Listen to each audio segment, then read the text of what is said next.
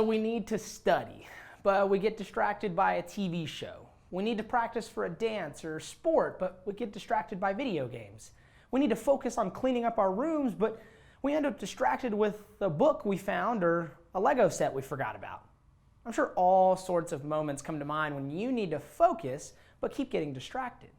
But have you ever thought about focusing and being distracted when it comes to following Jesus? That's an interesting thought, huh? How do you focus on following Jesus? And if you can, what sorts of things would distract you anyway? Well, this summer as we're thinking about confidence and pressing play on our relationship with Jesus, these are important questions for us to think about. Thankfully, we have some moments recorded for us in the Bible that can really help. So let's check out a moment from the New Testament of our Bible in the section of books we call the Gospels. The Gospels were written by 4 different guys who wanted to make sure that people knew the story of Jesus, about his life, his ministry, his death, and his resurrection. Now, as many of you already know, Jesus called several people to be his close followers. We call these followers disciples. Right. A disciple is someone who follows the teacher and wants to know what they know and live like they live. They want to be like them. And although there were many people who followed Jesus, he chose 12 close disciples who followed him everywhere he went. The disciples ended up in some pretty amazing situations. At the start of this story, Jesus and the disciples had just heard some pretty terrible news. John the Baptist, Jesus' cousin and friend, had been killed by King Herod. Jesus went off to be alone, but that didn't last long. Thousands of people showed up wanting to hear Jesus teach. Feeling compassion for these people, Jesus healed those who were sick and fed the crowds bread and fish when they got hungry. After that, Jesus once again tried to get that alone time. He sent his disciples in a boat ahead of him. Right away, Jesus made the disciples get into the boat. He had them go on ahead of him to the other side of the Sea of Galilee. Then he sent the crowd away. See, Jesus sent the disciples across the lake. And as for Jesus, what did he do? After he had sent them away, he went up on a mountainside by himself to pray. Later that night, he was there alone.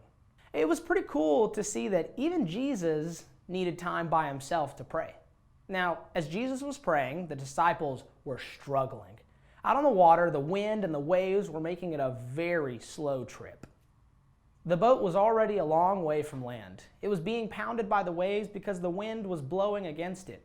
Shortly before dawn, Jesus went out to the disciples. He walked on the lake.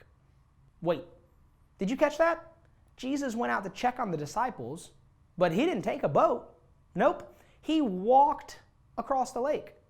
Can you imagine the reaction of the disciples? Well, you don't have to imagine it. Matthew records it for us. They saw him walking on the lake and were terrified. "It's a ghost," they said, and they cried out in fear. The disciples were spooked. They thought Jesus was a ghost coming to sink the boat or something. But immediately, Jesus spoke to them in a voice they had heard many times before. Right away, Jesus called out to them, "Be brave, it is I. Don't be afraid." Now, if the story is strange to you already, it's about to get even more wild. Peter, one of the most outspoken disciples, responded in the most unpredictable way to Jesus. "Lord, is it you?" Peter asked. "If it is, tell me to come to you on the water." What? Everyone else was probably hiding under the seats, but here was Peter asking for an invitation to get out of the boat. Why? Because he saw Jesus walking on water, and now he wanted to walk on water. He wanted to be like his teacher. It may not make sense to us, but it made perfect sense to Peter. I expect that Jesus would have said something like, "Silly Peter, this is only for level 5 masters. You stay in the boat with the rest of them." But do you know what Jesus said? He said, "Come," and you know what was even more wild? Peter did it. He stepped out of the boat. But then something happened. So Peter got out of the boat, he walked on the water toward Jesus, but when Peter saw the wind, he was afraid. He began to sink. He cried out, "Lord, save me."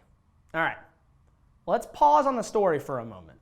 Don't worry, Peter's going to be okay, but I have a question for you to think about. Why did Peter start to sink? What changed? What did he see? right? He saw the crashing waves and he heard the sound of the terrible wind. I'd guess that all of a sudden he realized what he was doing and what he shouldn't have the ability to do. His eyes, which had been on Jesus, were now on all of the distractions around him. Maybe you've never thought about it like this before, but if you've put your faith in Jesus, if you're a follower of Jesus, you are a disciple. And it's our goal to focus on Jesus and follow him. Sometimes we can think that following Jesus is simply like this. We're just following Jesus with not a single distraction around us. It's just a simple road, clear directions, and we always know which way to go. That sounds kind of nice, right? But the reality, though, is that following Jesus can sometimes feel more like this. See, Jesus makes his way known to us, but we find so many distractions along the way. Life is full of so many other things calling our attention and competing for our focus. And if we're not careful, we can find ourselves losing sight of the road that we're on. So how is following Jesus more like this and less like this? What are some of the distractions that compete for our attention? Okay, so now that you've thought of some of those distractions, let's get back to the story. What do you think Jesus did when he saw Peter start to sink because he was focused on the waves and the wind? Let him fend for himself? Made him feel pretty bad about himself? Check out what happens.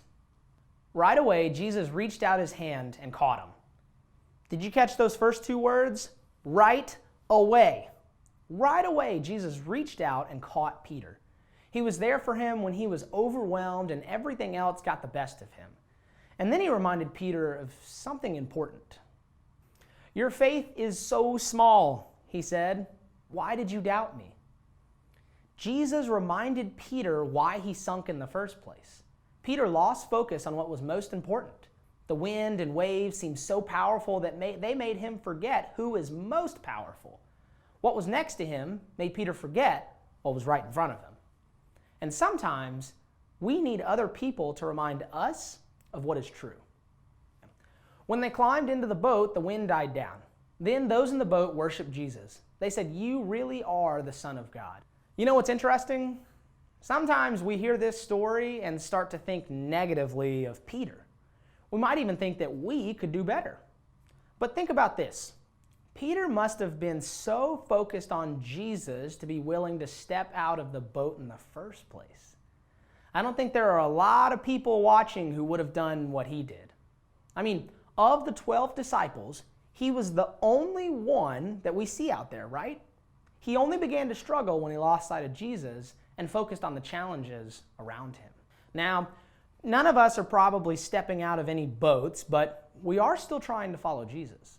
And following Jesus can be hard sometimes. Remember, it's not like that simple road in the middle of nowhere. So, I want you to think about this question. What distracts you from focusing on Jesus? We're always surrounded by challenges and distractions.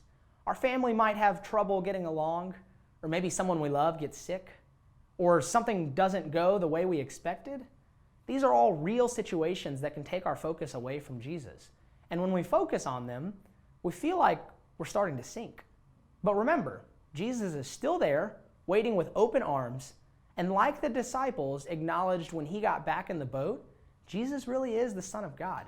He can be trusted no matter what.